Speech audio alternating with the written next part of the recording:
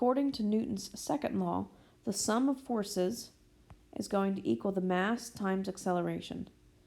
When we have a balance, the acceleration is 0. Remember, acceleration of 0 does not mean that there's no wind.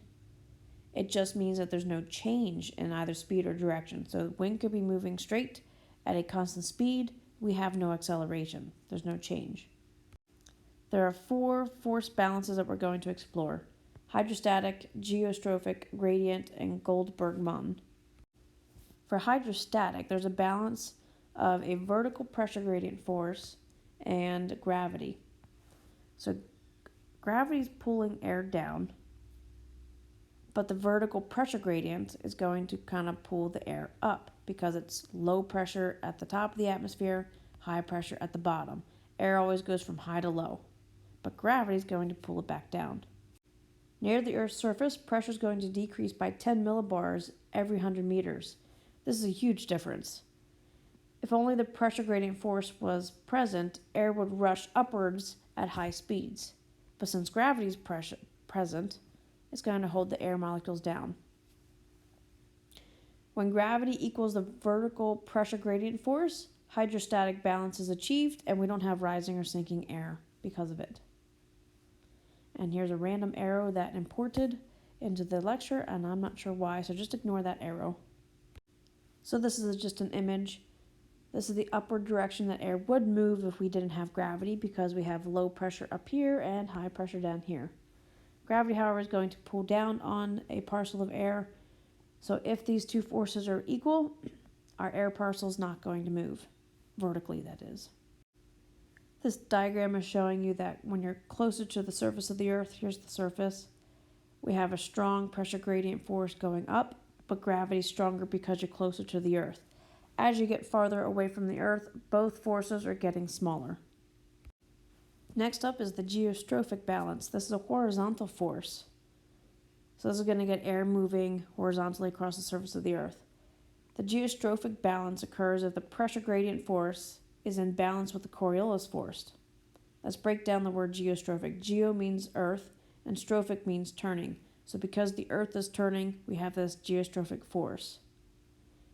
If I add together my pressure gradient force and the Coriolis force, and if that equals 0, we have a balance, and that balance is going to allow us to determine the wind speed and direction using isobar maps. Okay, here's another random error that imported, so just ignore that. In this picture, we have pressure gradients, we have isobars. So we have a high pressure down here and a low pressure up here. Again, air always goes from high to low. So our pressure gradient force is this red arrow, high to low. The Coriolis force is always opposite of that. So the wind direction is going to be perpendicular, or if we cut these two in half, our wind direction is going to be going towards the east. Why is it going towards the east and not the west? This is because of the Coriolis force. Winds are always moving to the right in the northern hemisphere. So if I go to the right, I would be going that direction. A general rule of thumb, in the northern hemisphere, low pressure is always going to be to the left of the wind. Here's another random error that imported, so just ignore that. Like I just said, wind is always going to be left of the pressure.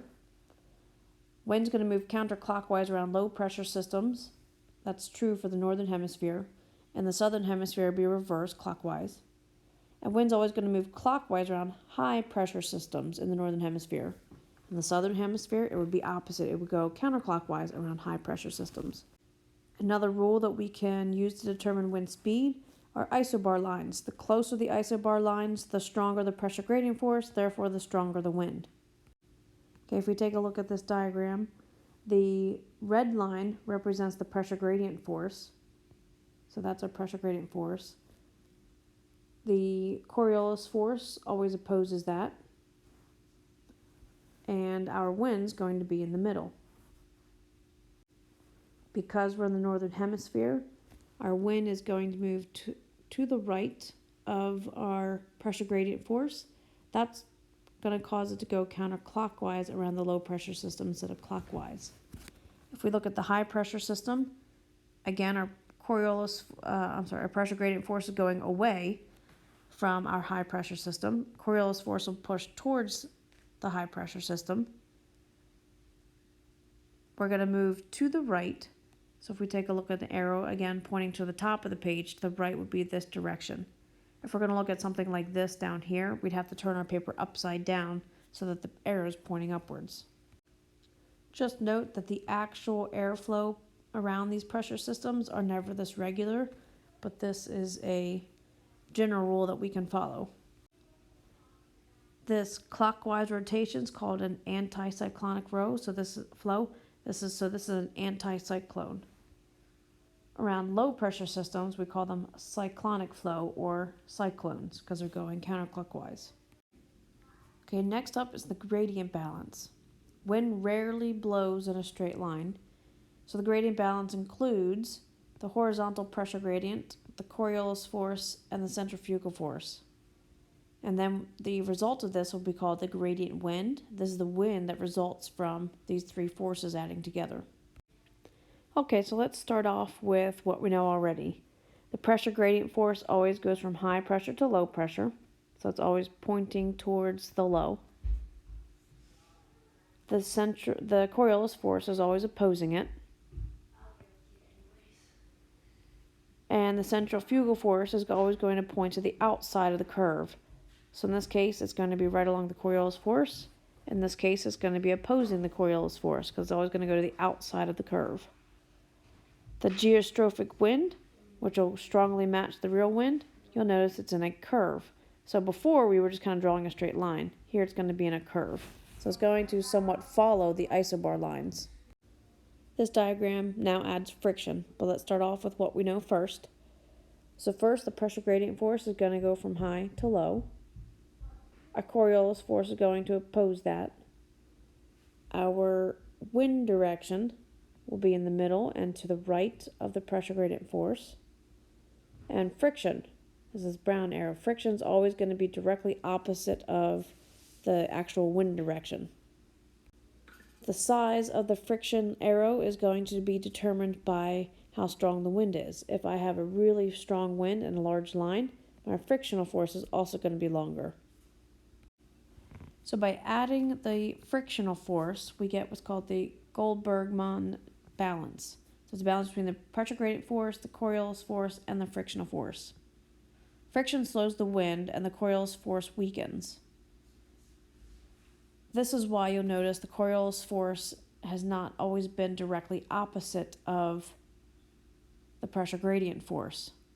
Sometimes you saw it directly opposite, sometimes you saw it kind of off to an angle. If we add the frictional force, it slows down the wind, and if the wind is slowing down, then our Coriolis force is weaker and it moves closer to our pressure gradient force.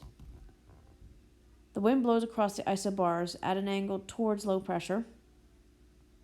Between 15 and 30 degrees over water, we have less friction.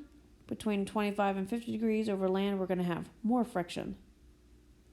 Friction damps the oscillation during adjustment to the balance.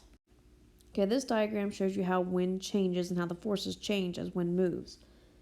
So each diagram here is showing you how it changes as time progresses. Keep in mind this is not arrows going up and down, but this is a map. We're looking at an aerial view, so these winds are moving horizontally. So first, we have a high pressure and a low pressure, so wind's going to go from high pressure to low pressure directly. So that's our initial pressure gradient force. As our initial wind slowed down because friction, as wind moves faster, we have more friction. The Coriolis force is going to get weaker, so our Coriolis force is not going to be directly behind our wind, but it's going to be off to the side here. The green arrow is going to represent friction. Notice how it's opposite our wind direction. Normally we would draw friction coming out of the circle this way. Because our friction is slowing down, that's why our Coriolis force got bent. Our pressure gradient force is still pointing high to low. That's not going to change. Okay, as time progresses a little bit more, now you can see our wind is starting to get bent. This would be more of our geostrophic wind. Our Coriolis force is still pulling this direction, our friction is still slowing down our wind, and our pressure gradient force is still moving from high to low. At some point, if we get all of our forces balanced, our wind is going to stop moving. Take note, if this is our high pressure down here, our wind is going to be moving clockwise. If our low pressure system's up here, our wind's going to move clockwise around that high pressure system, then it's going to wrap around and move counterclockwise around the low pressure system. Thermal wind can form when the air at the surface heats up and expands. So in this first image, our isobar lines are flat. If we add heat, that's going to cause our isobar to bend up, and this will bend down. That's going to get air moving away from high pressure up here and towards our low pressure down below. And here's another random arrow that imported, so you can ignore that. Thermal wind describes the relationship between vertical changes in the geostrophic wind and the horizontal temperature changes. Pressure changes based on temperature and latitude. Cold air is more compressed than warm air. And a 300 millibar pressure surface is at a higher altitude at 30 degrees north latitude than it would be at the poles. Okay, this picture is a vertical picture, not an aerial view of isobars. This blue line represents our pressure gradient force because it's going from high down to low. You can think of it like a hill. It wants to flow down the hill. Our Coriolis force, again, is opposing it, and our wind will be in the middle. It'll be to the right of our pressure gradient force.